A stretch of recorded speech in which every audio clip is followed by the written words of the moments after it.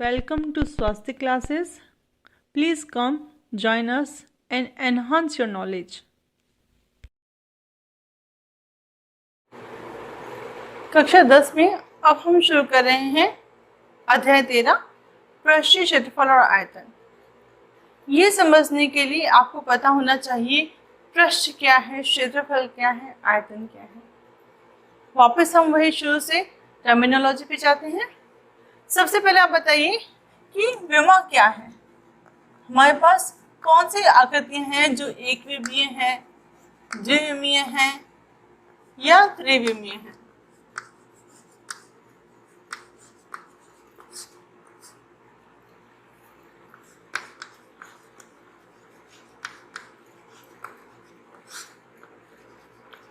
कौन कौन सी आकृति है बताइए।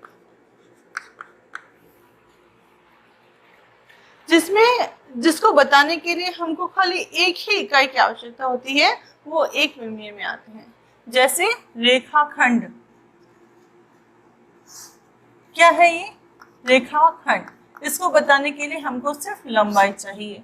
रेखा, इसमें भी सिर्फ लंबाई से हम बता सकते हैं रेखा कितनी लंबी है या कितनी लंबी हो सकती है। ठीक है, यहाँ पर हमको सिर्फ एक इकाई की आवश्यकता पड़ी, इसलिए ये कहलाती है एक विमीय आकृतियां। अब इसके बाद में द्विविमीय आकृतियां देखिए, जिसमें दो इकाई लगती हैं।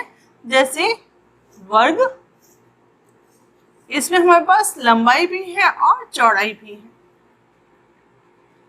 आयत, लंबाई भी है और ऊंचाई भी है, चौड़ाई भी है। दो इकाइयों की जरूरत पड़ती है, दो तरफ जाता है, एक्स एक्सिस में भी और वाई एक्सिस में भी। या फिर त्रिभुज, वृत्त, इसमें लंबाई भी है और चौड़ाई भी है। ये वृत्त ऐसे भी है और ऐसे भी स्थान घेर रहा है, तो ये द्विविमीय आकृतियां हैं। ठीक है, अब आती हैं त्रिविमीय आकृतियां। अब तो आपको थोड़ा थोड़ा याद आ गया होगा त्रिविमीय आकृतियां कौन सी हैं। जी हाँ, घन, घनाभ, बेलन, आयत। कैसे बनाते हैं घन देखिए, एक वर्ग बनाइए, उसके पास में थोड़ा सा तिरछा एक और वर्ग बनाइए। अब इसके कोने आपस में मिला दीजिए, ये बन गया आपका घन। इस घन में क्या है? ये लंबाई है, ये चौड़ाई है और ये ऊंचाई है। इसमें हमारे पास 3 डायमेंशन फिगर आ जाता है, तो ये त्रिविमीय आकृति कहलाती है। घन के बाद में क्या आता है? घनाभ। आप आयत बनाइए, उसके साथ में उसकी भुजाओं से समांतर लेते हुए एक और आकृति बनाइए, सारे कोनों को मिला दीजिए, ये बन गया घनाभ। घन और घनाभ में यही अंतर है, घनाभ के सारे फलक बराबर होते हैं और घनाभ के आमने सामने के फलक एक दूसरे के बराबर होते हैं। अब घन, घनाभ, ये है बेलन। बेलन के बीच वाले बिंदु से अगर इस वृत्त को मिलाएंगे तो अगली आकृति बनेगी शंकु, और फिर है गोला। क्या नाम है इनके? बेलन, शंकु और गोला। इनके नाम है वर्ग, आयत, त्रिभुज। बच्चों देखो, मैं आपको पढ़ाने से पहले 6th क्लास से स्टार्ट कर रही हूँ कि आपको ये पता होना चाहिए आकृतियाँ 2D में आ रही हैं या 3D में आ रही हैं, है ना। इसमें एक और चीज ध्यान रखना कि जो बिंदु है उस बिंदु की कोई विमा नहीं होती, इसकी कोई विमा नहीं है। किसकी विमा नहीं है? बिंदु की। न इसकी लंबाई होती है न चौड़ाई होती है, तो बिंदु जो है वो विमा रहित है। अब देखिए, द्विविमीय आकृतियों में हमसे किस प्रकार के क्वेश्चन पूछे जाते हैं और त्रिविमीय आकृतियों में किस प्रकार के प्रश्न पूछे जाते हैं। द्विविमीय को 2D लिख रही हूँ। सबसे पहले हम लेते हैं वर्ग। ये देखिए, ये वर्ग है। वर्ग की भुजा हम ए ले लेते हैं। वर्ग की ए की जो लाइन है इसको भुजा बोलते हैं। ये भुजा हमने ले ली ए। तो इसमें दो तरीके के क्वेश्चन पूछे जाते हैं। पहला क्वेश्चन है कि वर्ग का परिमाप बताइए। वर्ग का परिमाप, परिमाप से आप क्या समझते हैं? परिमाप से क्या मतलब है, जैसे ये कोई बॉक्स है तो यहाँ पे सिर्फ इस पे किनारी पे हमको लेस लगानी है, कि हमको किसी खेत की बाउंड्री बनानी है, तारबंदी करनी है, कांटों की बाड़ लगानी है, सिर्फ मूली मूली चिपकानी है वर्ग के ऊपर। तो इस तरीके से सिर्फ किनारे पे अगर कोई काम करना है तो वो आता है परिमाप में। ठीक है, अब यहाँ से यहाँ पे लेस पे हमने गांठ लगा दी, तो यहाँ से यहाँ तक की लंबाई कितनी होगी? ए इकाई, ए सेंटीमीटर। फिर यहाँ से यहाँ तक चले तो भी ए सेंटीमीटर, यहाँ से यहाँ तक ए, यहाँ से यहाँ तक ए, एक बार, दो बार, तीन बार, चार बार, तो वर्ग का परिमाप जो है वो हो गया 4a। ठीक है, अब आता है वर्ग का क्षेत्रफल।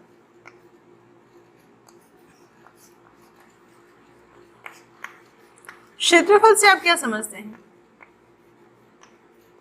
क्षेत्रफल में आएगा किसी सरफेस को पेंट करना, फेविकोल लगा के दाल चिपकाना, मिट्टी चिपकाना, या किसी खेत में मिट्टी का भराव करना, किसी सरफेस पे टाइल्स लगाना।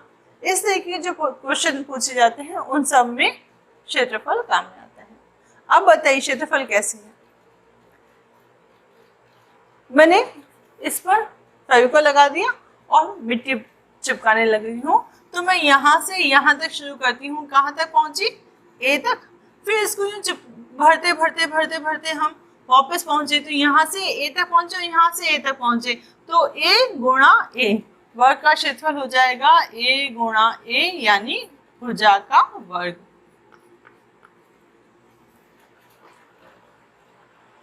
ठीक है, अब वर्ग से हम जाते हैं 3D में। क्या आएगा? वर्ग से क्या आकृति बनेगी जो 3D है? घन। ठीक है, घन को बनाना भी मैंने आपको सिखाया था।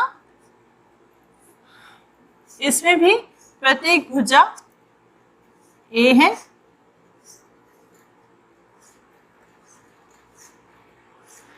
लंबाई भी ए, चौड़ाई भी ए, ऊंचाई भी ए।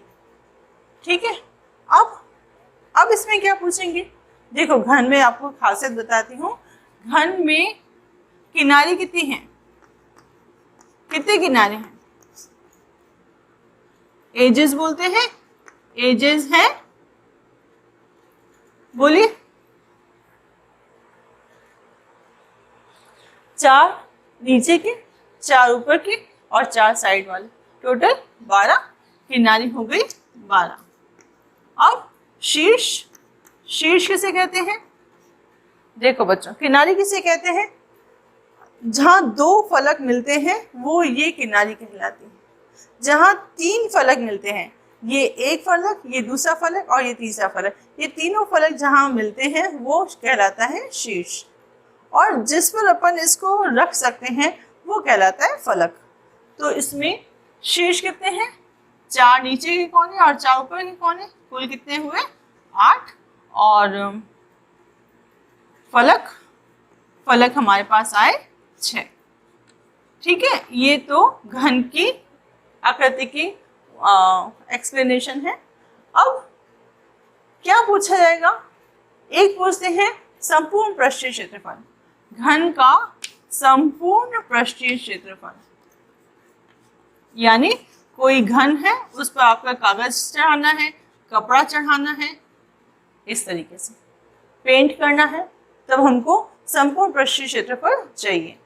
अब इसका एक फलक, आप किसी भी एक फलक पर ध्यान दीजिए, ये फलक है, इसका क्षेत्रफल कितना है? इसका क्षेत्रफल कितना है? जो भी फलक है, घन का कोई भी एक फलक लोगे, उसको आप एक थाली में सिंदूर लो। ठीक है, सिंदूर घोल दिया।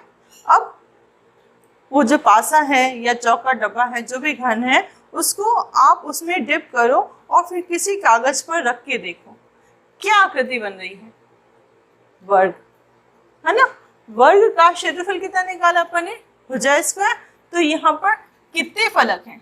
1 2, आगे का और पीछे का 3 4, ऊपर और नीचे का 6। तो संपूर्ण पृष्ठीय क्षेत्रफल आ जाएगा 6a²। अब अगर सोचो घन खोखला है, यानी पैंदा भी नहीं है, छत भी नहीं है, आराम से हाथ में उसको पहन सकते हैं, ठीक है। तो ऊपर और नीचे का नहीं है सरफेस, तो बाकी कितनी सरफेस बची? बाकी सरफेस बची 4, तो 4a²। तो खोखले घन को क्या कहेंगे? उसका क्षेत्रफल क्या बोला जाएगा? पार्श्व पृष्ठीय क्षेत्रफल। पार्श्व यानी साइड की दीवार, ठीक है। थोड़ी बहुत तो हिंदी अलग से याद करनी ही पड़ेगी, गणित के हिसाब से उन शब्दों को समझना ही होगा, नहीं तो प्रश्न को पता नहीं पड़ेगा कि क्या पूछा जा रहा है। अब इसके बाद आता है आयतन। फिर वही बात, आयतन क्या होता है? आयतन यानी किसी चीज में कुछ भरना। भरने में ये बात नहीं है कि हम पत्थर भर रहे हैं या गेहूं की डलियां भर रहे हैं, नहीं, वहां पे हमारे पास थोड़ा थोड़ा स्थान बाकी रह जाता है। हम बात कर रहे हैं शक्कर की, चावल, आटा, पानी, जो पूरा स्थान घेरता है, तो वो आयतन है, ठीक है। अब देखो, जैसे मैंने शक्कर भरना शुरू किया, तो पहले मैं यहाँ से यहाँ तक शक्कर भरूंगी, ए, फिर भरते भरते भरते ए तक गई, a², फिर भरते भरते भरते ऊंचाई तक गई a³। तो आयतन हो जाएगा a³ या भुजा क्यूब। इसी प्रकार आयत देखिए। अब आयत में क्या है हमारे पास? लंबाई और चौड़ाई, ठीक है। लंबाई को इंग्लिश में लेंथ कहते हैं, तो हम इसका L यूज करते हैं, और चौड़ाई को भी ब्रेड्थ कहते हैं, इसलिए इसका B यूज करते हैं, ठीक है। अब आयत का परिमाप क्या होगा? ये L है, ये भी L है, ये B है, ये भी B है। यहाँ से लेस लगानी शुरू की, तो एक बार L, एक बार B, दूसरी बार L, दूसरी बार B, तो परिमाप हो जाएगा 2 गुणा L प्लस B। क्या हो गया? L भी 2 बार आया, B भी 2 बार आया, तो कोई इतनी बड़ा इशू नहीं है, सीधे सीधे सूत्र निकल गया है। 2 कॉमन लिया है तो कैलकुलेशन इजी हो जाती है, ठीक है। अब वापस वही फेविकोल लगाएंगे और मिट्टी चिपकाएंगे, तो पहली मिट्टी यहाँ से यहाँ तक गई L तक, फिर भरते भरते B तक, तो हो जाएगा L इंटू B, ठीक है। अब आयत के आगे 3D में क्या आ जाएगा? घनाभ। घनाभ में वही 8 कोने हैं, 12 किनारे हैं और 6 फलक हैं। सबसे पहले हम निकालते हैं संपूर्ण पृष्ठीय क्षेत्रफल।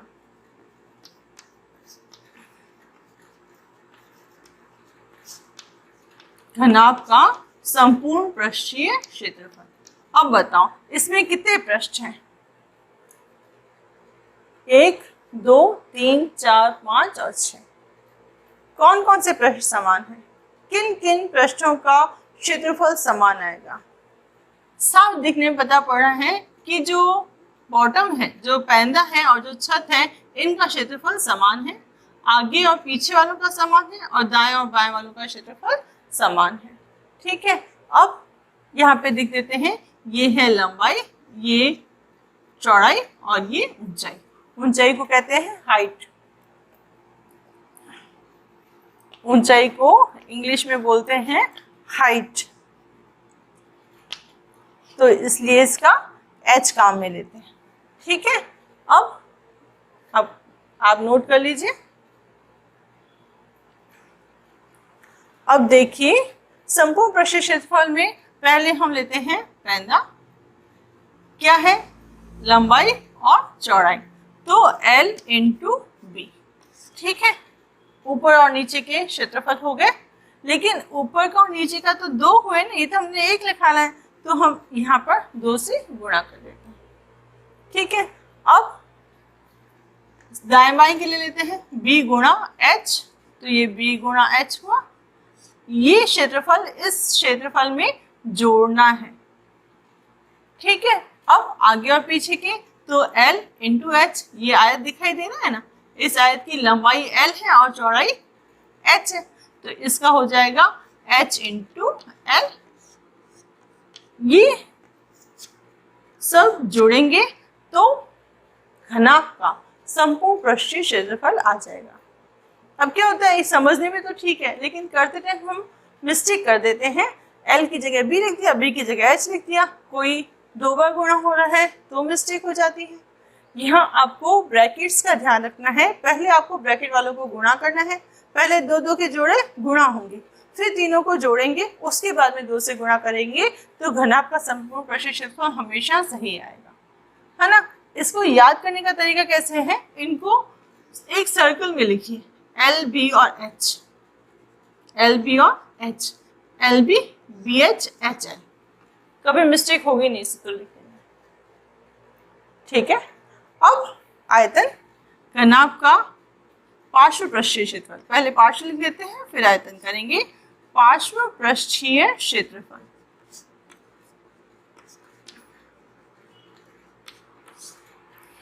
यानी क्या नहीं है, पैंदा नहीं है, छत नहीं है, किसी कमरे की चारों दीवारों पर पुताई करनी है, ठीक है। तो क्या नहीं आएगा, L इंटू बी नहीं आएगा, क्या बचा 2H L प्लस बी, इन दोनों में से H कॉमन निकाल दिया, अंदर L प्लस बी बच गया, कैलकुलेशन इजी हो जाती है और कुछ नहीं है। अगर आप इन दोनों का अलग निकाल के जोड़ते और 2 से गुणा करते तो भी यही उत्तर आएगा। अब आता है आयतन, आयतन कितना होगा, आयतन L into b into h, ठीक है। अब यहाँ पर घन में एक बात बताना भूल गई थी, वो है इकाई। यहाँ पर जब हम परिमाप निकालते हैं तो इकाई एक आती है, जब हम क्षेत्रफल निकालते हैं तो इकाई का स्क्वायर हो जाता है। यहाँ पे भी संपूर्ण पृष्ठीय क्षेत्रफल है तो भी इकाई का वर्ग होगा, यहाँ पे भी इकाई का वर्ग होगा, लेकिन जब हम आयतन निकालते हैं तो इकाई का घन होगा। घन यानी 3 बार गुणा, वर्ग यानी 2 बार गुणा। एक बार आता है मतलब एक ही खाली लंबाई ही है उसमें, ओके। अब है 2D में वृत्त, है ना। वृत्त क्या है, वृत्त में एक स्थिर बिंदु है और एक गतिमान बिंदु है, जो इस स्थिर बिंदु से नियत दूरी पर रहता है। नियत यानी कांस्टेंट, हिंदी के शब्द है थोड़े से डिफिकल्ट लगते हैं, लेकिन इंग्लिश में सिंपल है कि कांस्टेंट डिस्टेंस पे है, ये नियत दूरी पर है और ये ऐसे इसके चारों तरफ घूम रहा है, तो इसका जो बिंदु पथ है वो वृत्त कहलाता है। ये देखिए, ये गतिमान बिंदु का बिंदु पथ है और जो स्थिर बिंदु है वो है O, ये है P, ठीक है। जो स्थिर बिंदु है O वो कहलाता है केंद्र, जो गतिमान बिंदु चला, ये पूरा वृत्त है, गतिमान बिंदु जो चला है वो कहलाता है परिधि, ठीक है। परिधि का मतलब सिंपल वही परिमाप ही है, लेकिन वृत्त में शब्द यूज करते हैं परिधि, ठीक है। अब O से P की दूरी यानी स्थिर बिंदु से गतिमान बिंदु के बीच की दूरी हम प्रकार से बनाते हैं ना, तो प्रकार रखा है वो स्थिर बिंदु है और पेंसिल जो चल रही है वो गतिमान बिंदु है। पेंसिल जो चल रही है वो परिधि है और जहाँ पर वो प्रकार हमारा रखा हुआ है वो उसका केंद्र हो जाता है, ठीक है। तो इन प्रकार कितना खुला है वो कहलाती है त्रिज्या, ठीक है। क्या कहलाती है, त्रिज्या।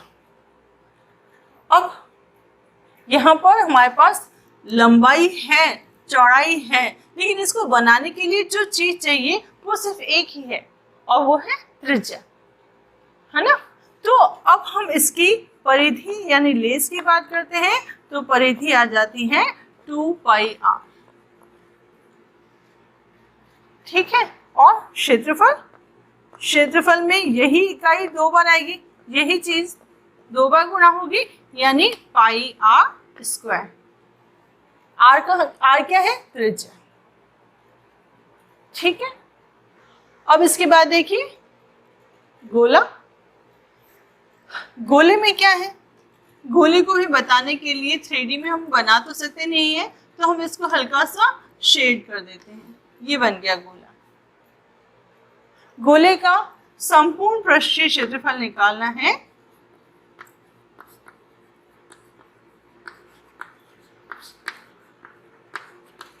कितना होगा चारों दिशाओं में पाई आर स्क्वायर। देखो एक वृत्त का क्षेत्रफल पाई आर स्क्वायर, गोला यानी चारों दिशाओं में क्षेत्रफल यानी 4 पाई आर स्क्वायर। ठीक है, हो गया यार। अब आयतन,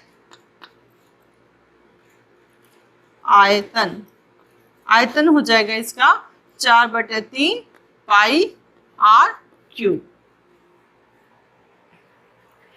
ये वो है जिसमें एक ही चीज हो रही है, वो है आर। पाई का मान तो आपको पता ही है, पाई का मान आता है 22/7। क्या है ये 22/7?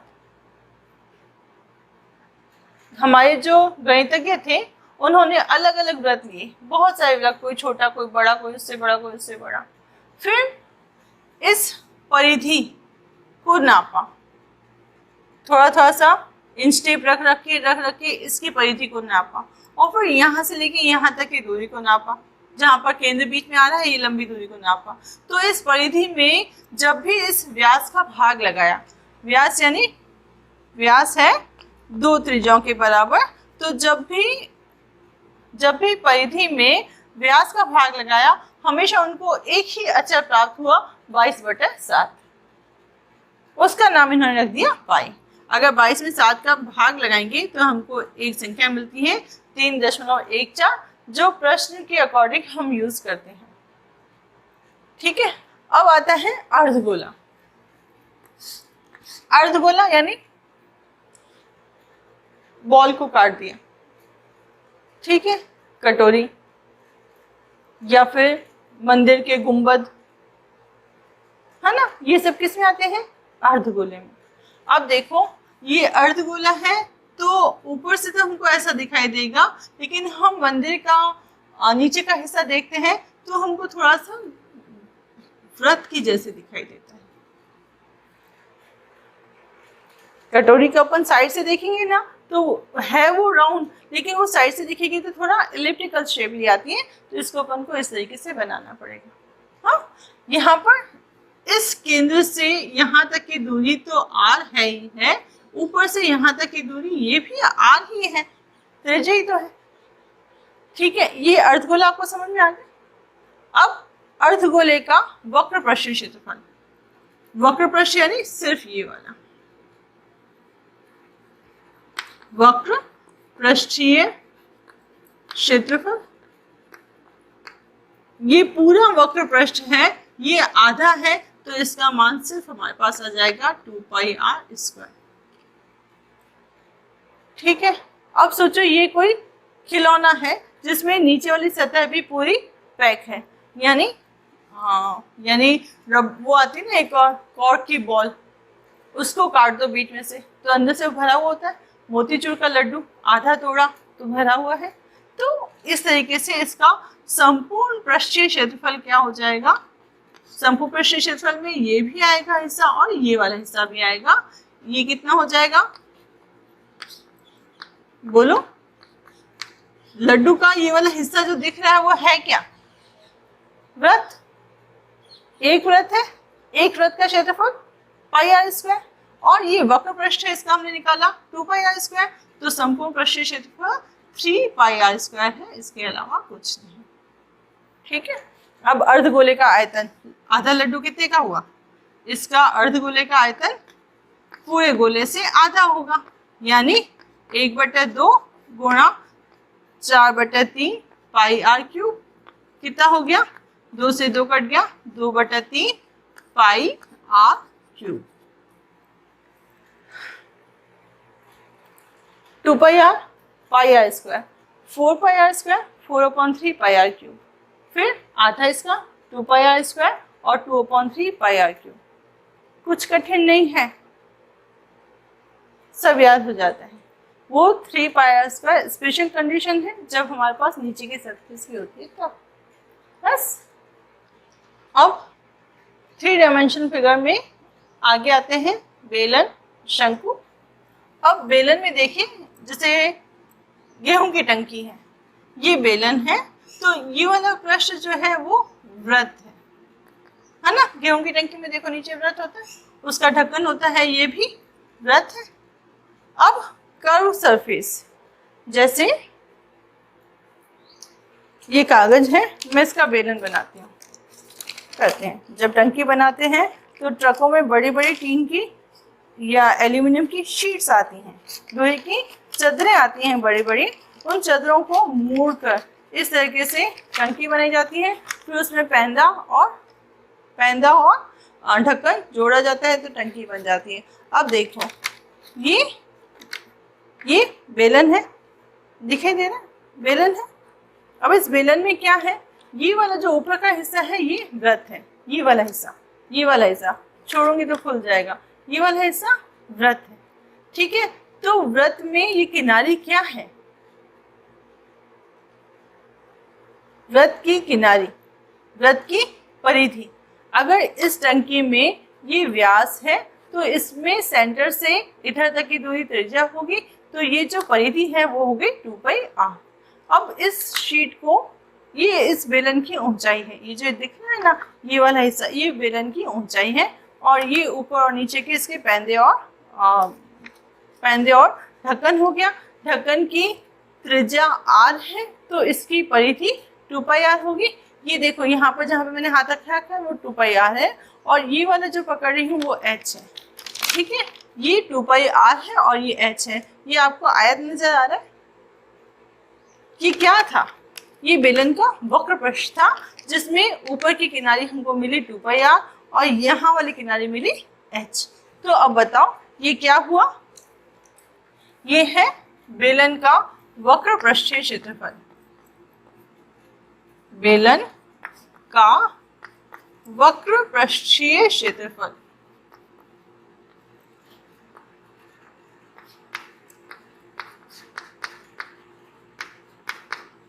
टू पाई आर परिधि और ऊंचाई h, ठीक है। समझ के याद करो, रटना नहीं पड़ेगा।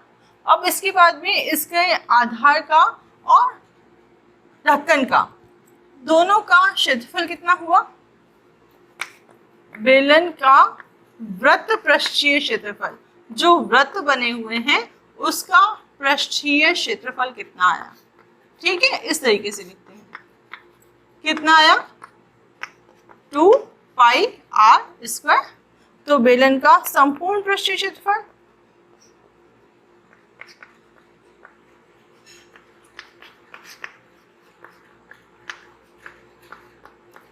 2πr h+r, इन दोनों को जोड़ के कॉमन निकालेंगे तो हमारे पास 2πr h+ आ रहेगा, ठीक है।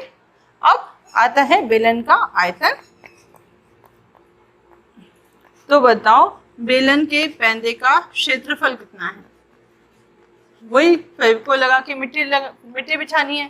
पहले पैंदे में भरना शुरू करेंगे तो पैंदे में कितना आएगा, पैंदा क्या है, वृत्त, वृत्त का क्षेत्रफल बोलिए πr²। फिर इसको कहाँ तक लेके जाना है, h तक, πr² h, ठीक है। इसी के आगे आता है शंकु। अब देखो शंकु में एक चीज और है, ये शंकु की ऊंचाई है, ये वाली, ये h है, ये इसका व्यास है d। तो यहाँ से यहाँ तक में इसकी त्रिज्या हो जाएगी r। ये जो है ये तिर्यक ऊंचाई है। अब ऊंचाई, तिर्यक ऊंचाई, आधार कुछ समझ में नहीं आ रहा। आप ऐसे सोचिए कि आप एक सर्कस में गए हैं, सर्कस में को ये शंकु के आकार का टेंट लगा हुआ है, तो बीच में एक खंबा है, उस खंबे पर बंदर ऊपर चढ़ गया, तो वो जो ऊपर चढ़ा है वो उस कोन की ऊंचाई है। फिर वो उस छेद में से बाहर निकल के स्लिप होके नीचे आ गया, तो वो जो स्लिप होके आया है ये कपड़ा है, टेंट का कपड़ा हुआ, तो ये इस पर फिसल के बंदर नीचे आ गया। ये शंकु की तिर्यक ऊंचाई है। अब इसको पकड़ने के लिए इसका ओनर जो है वो भाग रहा है, तो ये इसके चारों तरफ गोल गोल घूम रहा है, उस कपड़े के चारों तरफ बंदर गोल गोल घूम रहा है। तो किस पर घूम रहा है, वो शंकु के आधार की परिधि पर घूम रहा है। वो हो जाएगी 2πr। समझ में आया? थोड़ा बहुत आया? अब देखिए, ये h है, ये l है और ये r है। तो आपको कैसे नजर आ रहा है? ये h, ये r और ये l समकोण त्रिभुज बना, तो इसमें पाइथागोरस थ्योरम लगी है। ठीक है। शंकु का वक्र पृष्ठीय क्षेत्रफल, वक्र यानी सिर्फ कपड़ा कितना लगा है, टेंट में कपड़ा कितना लगा है, वो हमारा वक्र पृष्ठ हो जाएगा। वक्र पृष्ठीय क्षेत्रफल होता है पाई आर एल, तिर्यक ऊंचाई। ठीक है, तिर्यक ऊंचाई उस एल से तो ज्यादा होगी कि कम होगी? ज्यादा होगी। अब शंकु का संपूर्ण पृष्ठीय क्षेत्रफल,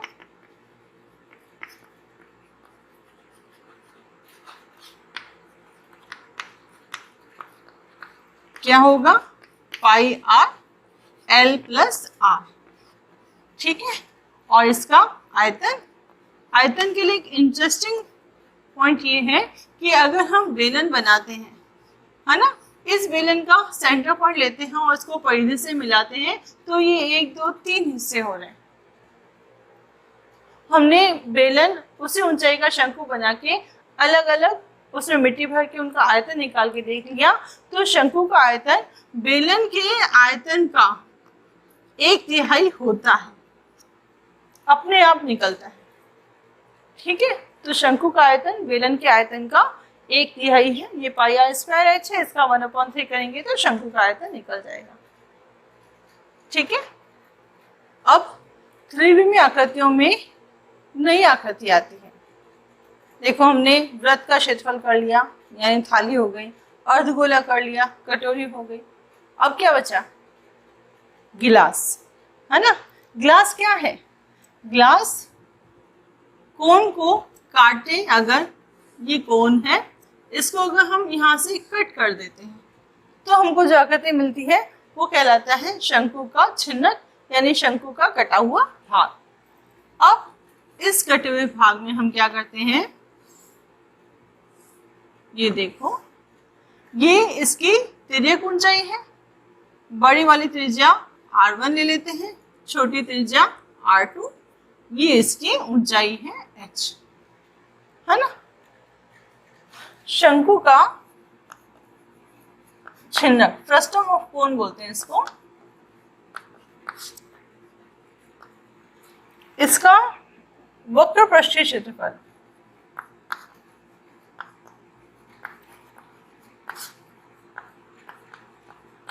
शंकु से मिलता जुलता ही होगा।